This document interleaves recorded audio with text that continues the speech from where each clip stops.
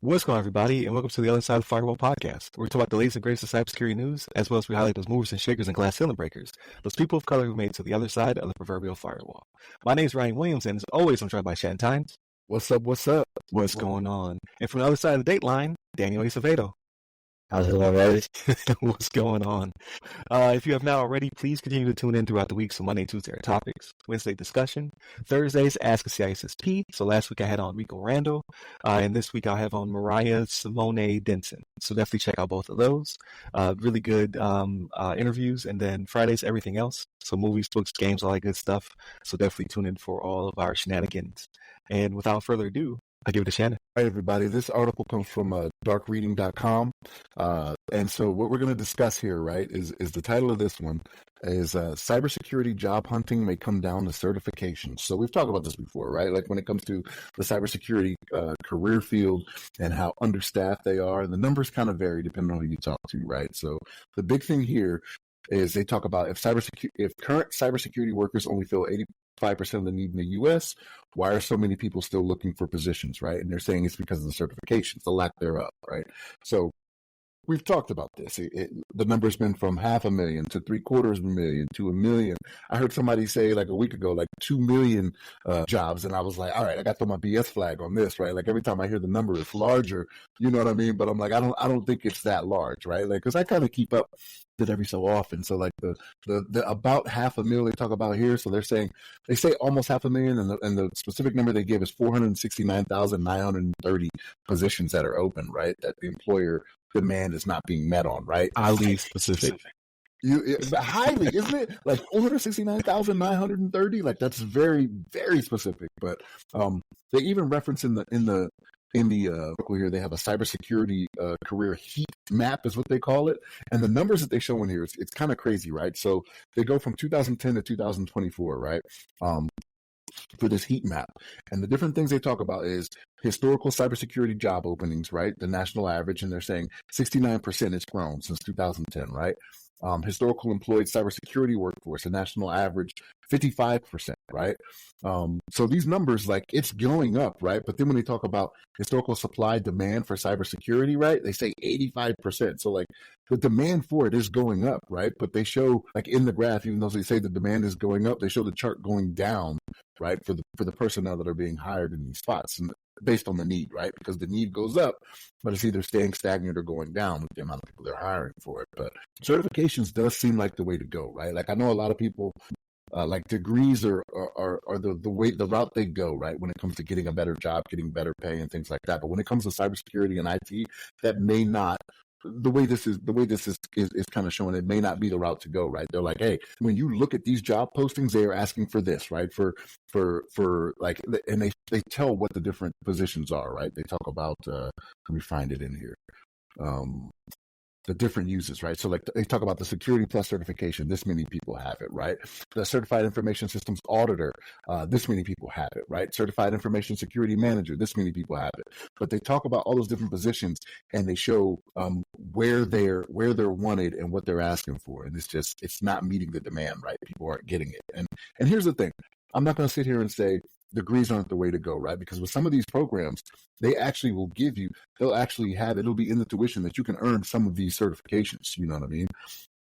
I know there was a university that was very popular in the military where they were like, hey, you come and do this track, right? CISP is going to be something that we're going to pay for when you do this track, you know what I mean?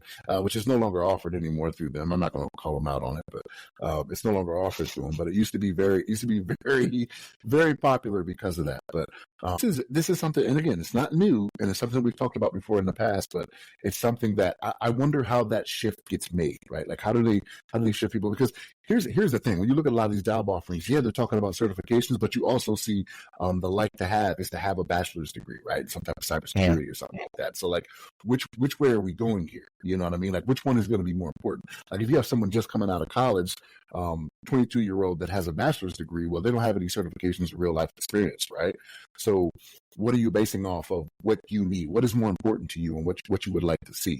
And I think that's kind of what they're going into here. And the certification track, I mean, that's it makes sense, right? Like it's teaching you what to do based off what the job is wanting you to do. So it seemed like that'd be the way to go, and not, doing different types of math or whatever it may be to get your degree, right? So, but Daniel, what's your thoughts on this, man?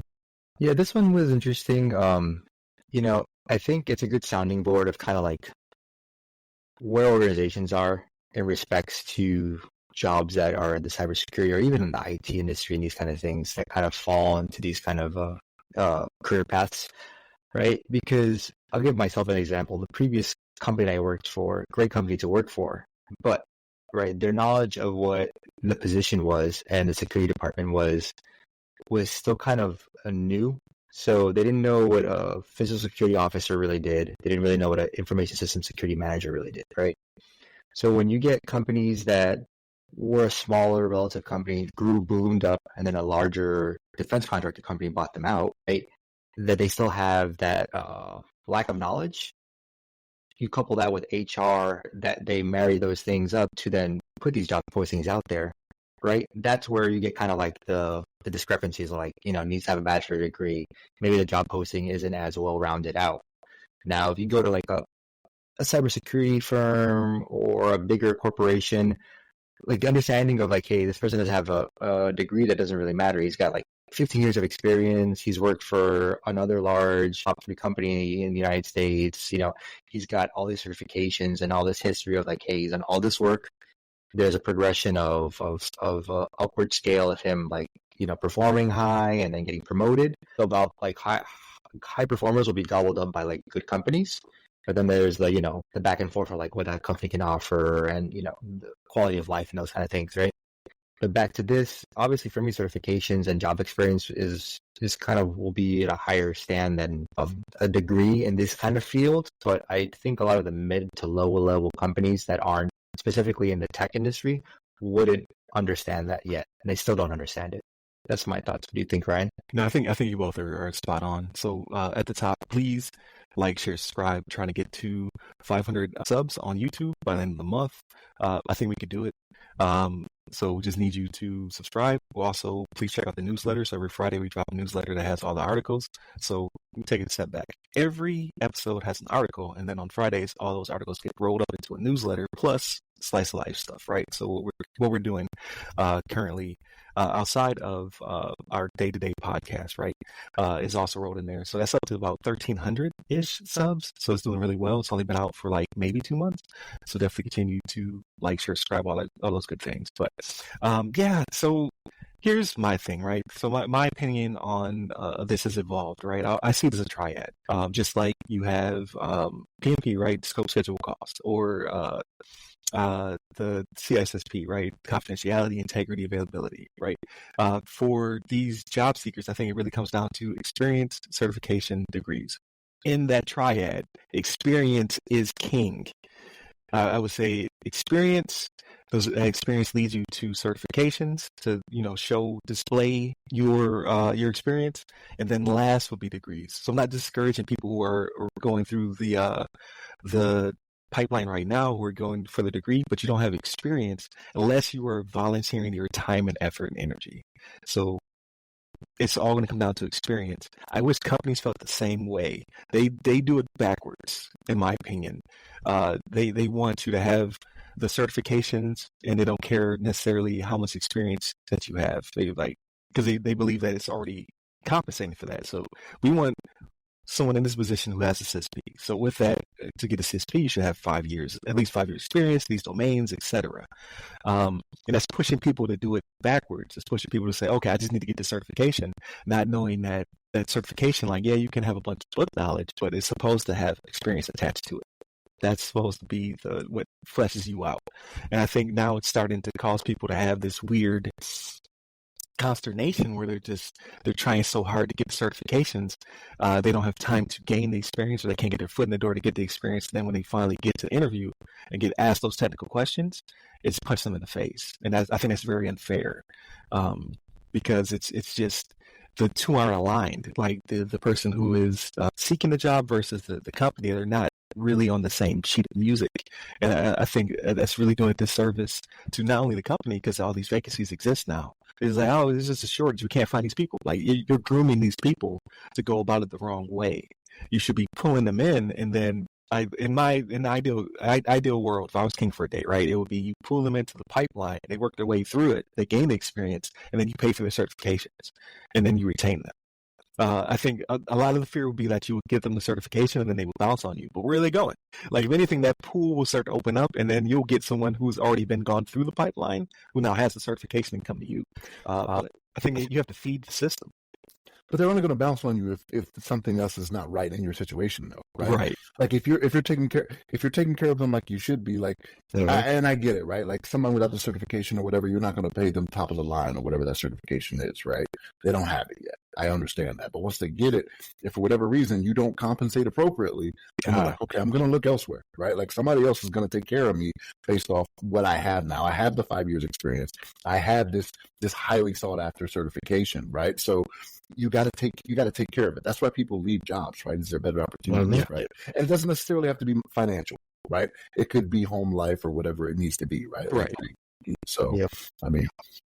Yeah. So in my case, right, before I finally retired from the Air Force, I was like talking to Shannon and Levon about, like, I'm worried about it and I want to gain this, I want to gain that. So my last 5 years in the military, I was gunning for all of the education, all the certifications. So I got my PMP, got my CISSP, amongst all the other stuff I had, right? Sec Plus, Net Plus, CCNA, all the other good stuff.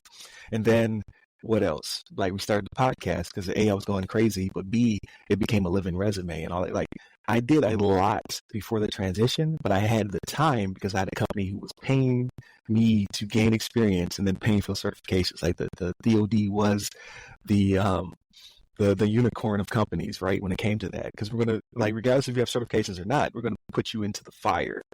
Either you survive or you don't. And then we also have these programs. When you have the time outside of work, you can go ahead and we'll pay for your education, things of that nature. That gives us a step up that a lot of people do not have, right? They're leaving high school, they're going to college, and they're not necessarily able to work or to gain the volunteer experience and things of that nature. And then when they get to a recruiter or they get to a hiring manager, they don't have the experience. Like, they can't really talk about it. They only have the book experience, right? They only have the technical side, no hands-on, unfortunately. And I think it's just a huge disservice to people who are going that track. I actually have a class at the end of the month, the 28th, where I'll be talking about some of those transferable skills, some of the soft skills you need, and how to gain experience and things of that nature. But a lot of it's going to come down to volunteering your time, unfortunately. But it really should fall on the company. I think the company should have pipelines to bring people in, usually through like help desk is not the only means of getting in, but it is a means of getting in. But then also people were transferring out of those different jobs, right? If you're medical, if you're law, if you're whatever, all of those have frameworks. And it would be nice if those people could get plugged in before they do the transition to say, hey, I'm a medical administrator. I do X. I want to go into cybersecurity. How can I help you with your upcoming evaluation? How can I help you with your HIPAA, your high trust, your SOC 2? Because I'm non-technical, but I'm very educated and highly knowledgeable about all the artifacts you're going to need when it comes to your upcoming evaluation. And I think that would be a cool pipeline, but that's hard to come by because A, the person has to know these things exist, right? Because they don't necessarily, they just get asked by the POC of whomever is getting evaluated for artifacts. They don't know what they're for. But B, for companies to have that pipeline to say, hey, we want to cross-utilize these people. Because like, if you want to go into cyber, then here's a means of doing so. We can get you over to the team by leveraging your current experience and then bringing you over there, and then vice versa, that mind share, right? But I know to a certain extent, a lot of people won't want to do that anyway, though, right? You pay me for X. I'm going to do X. But then those are the people who don't get to transfer, in my opinion. And I guess I'm kind of asking people to give up even more of their time, unfortunately. But if you want to make that switch, it's either going to be time, money, and all of it equals effort. But it's either going to be time or your money. And I don't think you can pay your way in. It's the unfortunate part, because at some point you're going to get screened by a hiring manager or a technical recruiter, and it's going to punch you in the face, unfortunately.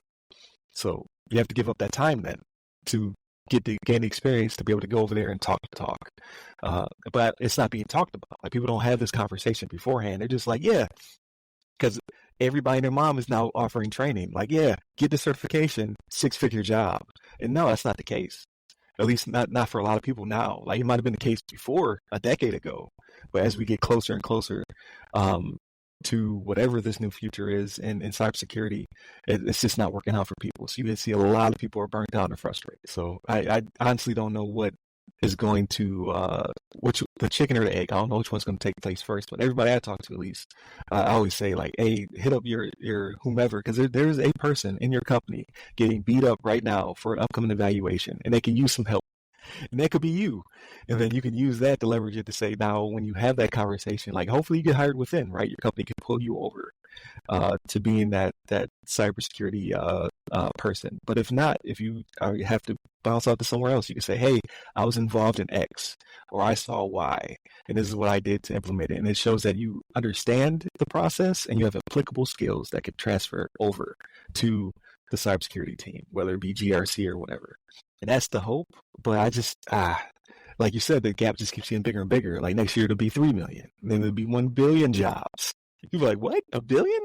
There's 1 billion of us missing? And I the only thing I can see that could bridge that gap is either the employer pays, like saying like, hey, come in this pipeline, you'll be on the help desk, we'll work your way up, or B, you have to volunteer your time, unfortunately.